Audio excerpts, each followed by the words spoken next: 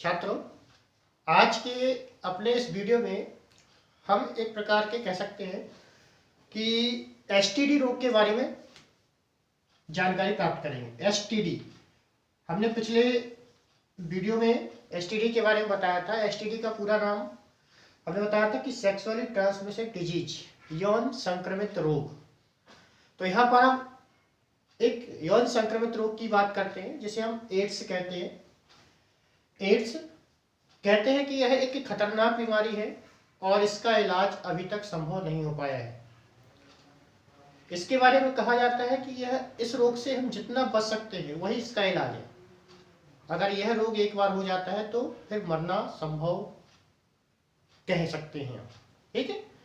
इसलिए इस प्रकार के रोगों से हमें बचना चाहिए। तो आइए जानते हैं कि इस रोग में होता क्या है। सबसे पहले हम बात करते हैं एड्स, AIDS, ठीक है। AIDS शब्द है, तो इस शब्द का सबसे पहले हम जानते हैं पूरा नाम। तो इसको हम सिंपली से ए से तात्पर्य है एक्वायर्ड, आई से तात्पर्य इम्यूनो, डी से डेफिशिएंसी और एस से syndrome. Acquired immuno deficiency syndrome. अगर हम इसका हिंदी अर्थ की बात करें, हिंदी अर्थ, ठीक है, अगर हम हिंदी में इसको ट्रांसलेट करते हैं तो इसका समान तौर पे अगर हम कहें तो हिंदी क्या आप लिख लेगा, एक्वायर्ड अर्जित प्रतिरक्षा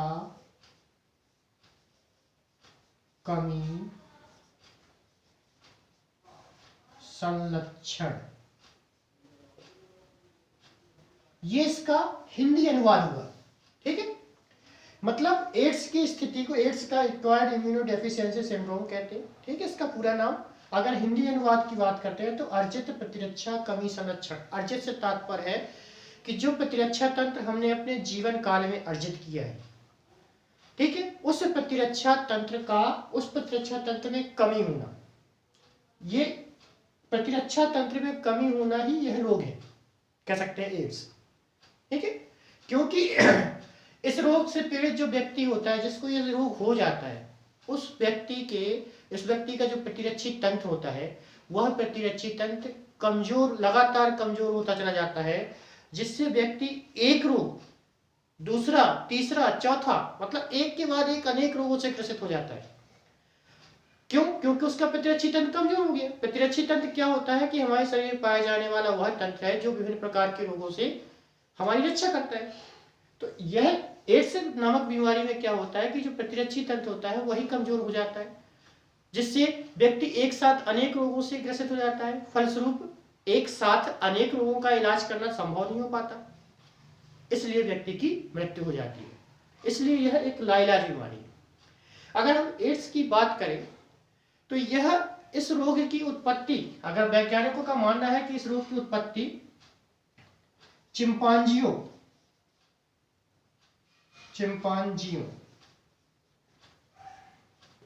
सर्वप्रथम हुआ था। मतलब कह सकते हैं कि यह रोग चिंपांजियों में अफ्रीका में सबसे पहले पाया गया और चिंपांजियों से फिर ये मनुष्यों में आया। यह चेक है, चिंपांजियों से मनुष्यों में पहुंचा, चिंपांजियों से यह मनुष्यों में गया, ठीक है। सबसे पहले इस रोग के लक्षण जो थे वो अफ्रीका के चिंपांजियों में देखे गए और चिंपांजियों से फिर मनुष्य में पहुंचे। अगर मनुष्यों की बात करें तो मनुष्यों में यह रोग सर्वप्रथम अमेरिका में देखा गया। अमेरिका में सन 1981 में, ठीक है, अमेरिका में सन 1981 में इस रोग को रिपोर्ट किया गया। अगर भारत की बात करते हैं तो भारत में यह सन 1900 कह सकते हैं 1983 भी कहा जाता है, या ठीक है, 1983 में सर्वप्रथम यह भारत में देखा गया और भारत के शहर चेन्नई में इसे रिपोर्ट किया गया, ठीक है। भारत का एक शहर है जिसे चेन्नई नाम से जानते हैं, उसमें सन 1983 में इसे रिपोर्ट किया गया और सन 2000 आते तक, अगर सन 2000 तक की बात करें तो सन 2000 आते तक इस रोग के लगभग संपूर्ण विश्व में 3.80 मिलियन लोग इस रोग से ग्रसित हो गए। मतलब कहने का तात्पर्य है कि 83 से 2000 मतलब 17 साल में यह 3.80 मिलियन लोगों को प्रभावित कर चुका था यह रोग। ठीक है, तो यहाँ पे हमने जाना कि एक्वायर्ड इम्यूनोडेफिशिएंसी सिंड्रोम यह एड्स का पूरा नाम है। ठीक है, जिसका हिंदी अनुवाद होता है प्रतिरक्षा कमी संलक्षण अर्थात प्रतिरक्षी तंत्र का कमजोर पड़ना। यह रोग सबसे विकल्प के क्वेश्चन पूछे जाते हैं। यह रोग चिंपांजियों में मतलब किसमें सबसे पहले पाया गया था, तो चिंपांजियों में, अफ्रीका के चिंपांजियों में पाया गया और चिंपांजियों से मनुष्यों में आया। अमेरिका में यह सर्वप्रथम मनुष्यों में देखा गया 1981 में। उसके बाद भारत की बात करें तो भारत में 1983 में चेन्नई में से रिपोर्ट किया गया और सन 2000 आते तक यह 3.80 मिलियन लोगों को इस रोग से मतलब कह सकते हैं 3.80 मिलियन लोग इस रोग से ग्रसित हो गए। कहते हैं कि यह रोग एक प्रकार के रेट्रो विषाणु, यह रोग एक प्रकार कह सकते हैं रेट्रो विषाणु, यह रोग जो होता है एक रेट्रोवायरस कह सकते हैं। ठीक है, रेट्रोवायरस एचआईवी के द्वारा फैलता है, अर्थात एक व्यक्ति से दूसरे व्यक्ति में अगर फैलता है तो एचआईवी के द्वारा फैलता है, जिसका पूरा नाम है ह्यूमन इम्यूनो वायरस। ठीक है, यह एक प्रकार का वायरस कह सकते हैं, रेट्रोवायरस है, जिसमें आनुवंशिक पदार्थ के रूप में क्या पाया जाता है, आरएनए पाया जाता है। क्या पाया जाता है, आरएनए जेनेटिक मटेरियल होता है। जेनेटिक मटेरियल के रूप में आरएनए होता है, कह सकते हैं सामान्य तौर पे रेट्रोवायरस को आरएनए विषाणु भी कहा जाता है, या ऐसे विषाणु जिनमें आरएनए आनुवंशिक पदार्थ पाया जाता है उसे रेट्रोवायरस कहते हैं। और एचआईवी क्या है, एक प्रकार का रेट्रोवायरस है। ये भी पूछा जाता है अक्सर एग्जाम में कि एचआईवी किस प्रकार का वायरस है, तो आप बता सकते हैं रेट्रोवायरस है। एचआईवी का पूरा नाम क्या है, ह्यूमन इम्यूनो वायरस है। ठीक है, इस विषाणु का संक्रमण जब होता है तो क्या होता है कि मानव के शरीर की प्रतिरक्षी तंत्र को निर्मित करने वाली जो कोशिकाएं होती हैं, जिसे कहते हैं हम सहायक थ्रोम्बोसाइट कोशिकाएं, सहायक थ्रोम्बोसाइट्स कोशिकाएं, जिन्हें हम हेल्पर टी सेल कहते हैं, एचटी सेल भी कहते हैं। ठीक है, हेल्पर थ्रोम्बोसाइट कोशिकाएं, हेल्पर थ्रोम्बोसाइट सेल।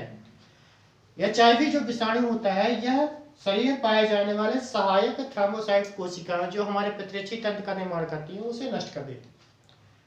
ठीक है, जिससे हमारा प्रतिरक्षी तंत्र कमजोर हो जाता है। तो ये भी क्वेश्चन पूछा जाता है कि एचआईवी किस प्रकार की कोशिकाओं को प्रभावित करता है, तो आप बता सकते हैं एचटी सेल या सहायक थ्रोम्बोसाइट कोशिकाओं का प्रभावित करता है।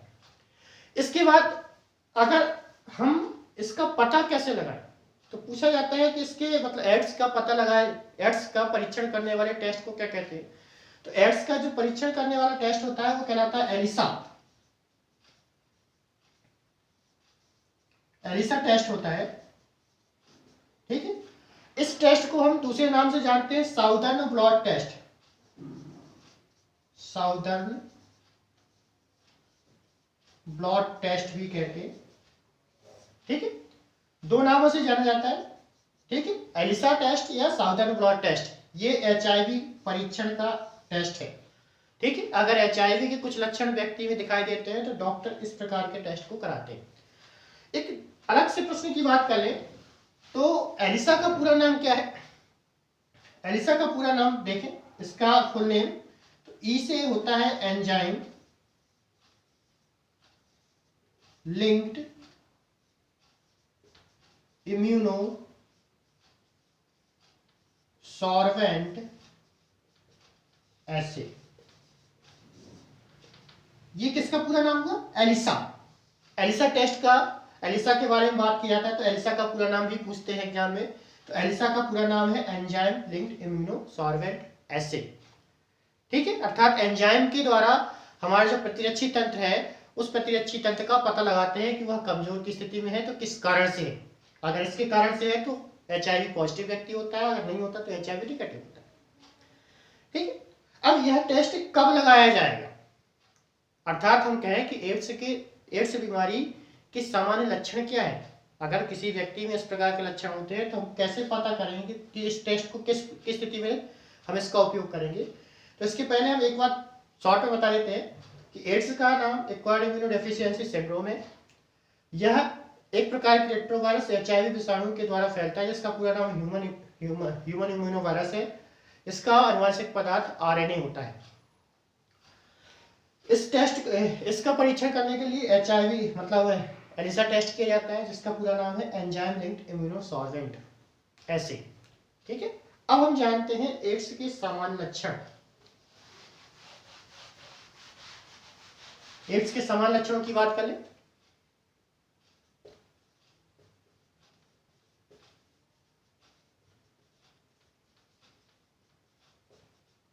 सामान्य लक्षण की देख ले तो सामान्य लक्षण में क्या हमको ऐसे कौन से लक्षण दिखेंगे ताकि हम क्लियर कर सकें कि एड्स हो सकता है। सबसे पहला, कम काम करने पर अधिक थकान होना, ठीक है। आपने थोड़ा सा काम किया है, आपने एक बोरा उठा के रखा हो, आपको लगता है कि हमने 10 बोरे उठा के रख दिए हो, तो समझ लीजिए कि इस प्रकार की स्थिति हो सकती है। ये पहला लक्षण हो सकता है, जरूरी नहीं कि सभी। दूसरा आप बता सकते हैं इसमें कि अधिक दिनों तक लगातार दस्त या अतिसार का बना रहना, अधिक दिनों तक अतिसार या दस्त का होना। तीसरी स्थिति बता सकते हैं त्वचा पर घाव होना, मतलब फोड़े फुंसी होना। चौथी स्थिति है लसिका ग्रंथियों का फूल जाना। पांचवी स्थिति है बातचीत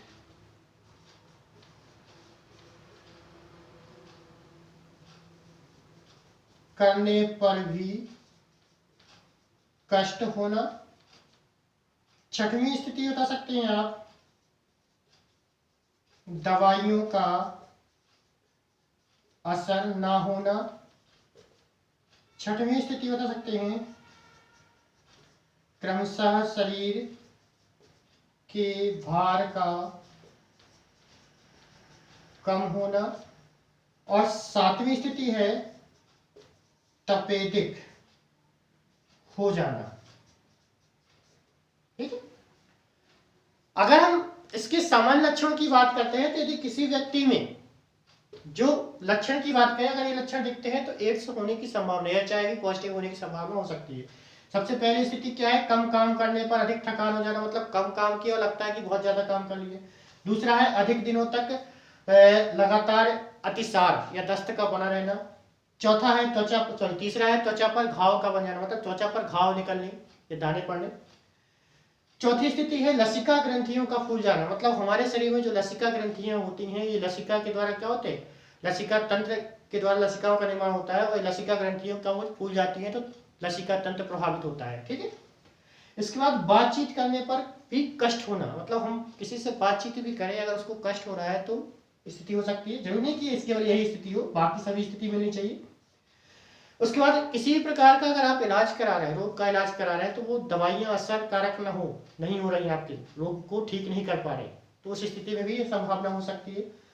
शरीर के भार में लगातार कमी हो जाना, मतलब लगातार शरीर का भार गिरता चला जाना। इसके बाद तपेदिक, जिसको हम टीबी कहते हैं, मतलब शरीर बिल्कुल सूख जाता है, कमजोरी हो जाती है, बिल्कुल हिम्मत नहीं आती, तो ऐसी स्थिति में भी क्या होता है, एड्स हो सकता है। आठवीं स्थिति भी है इसमें कि लगातार चक्कर आना और रात में पसीने हो जाना। मतलब चक्कर आना और पसीना पसीना हो जाना रात की, अक्सर रात में।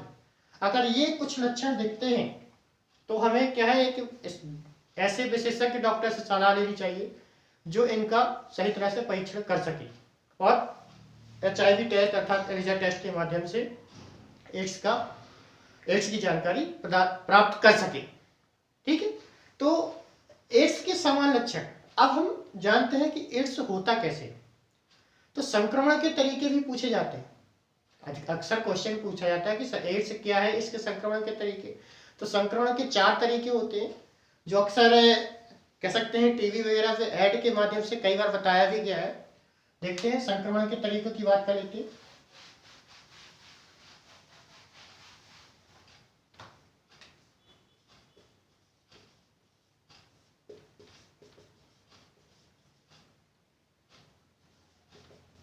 संक्रमण के तरीके देखें तो एड्स के लिए माध्यम बताया केवल 4 माध्यम से एड्स होता है। कौन कौन से माध्यम है? सबसे पहला है सुई, या उसी को इंग्लिश में कहते हैं निडल। सुई या निडल का 1 से अधिक बार प्रयोग से।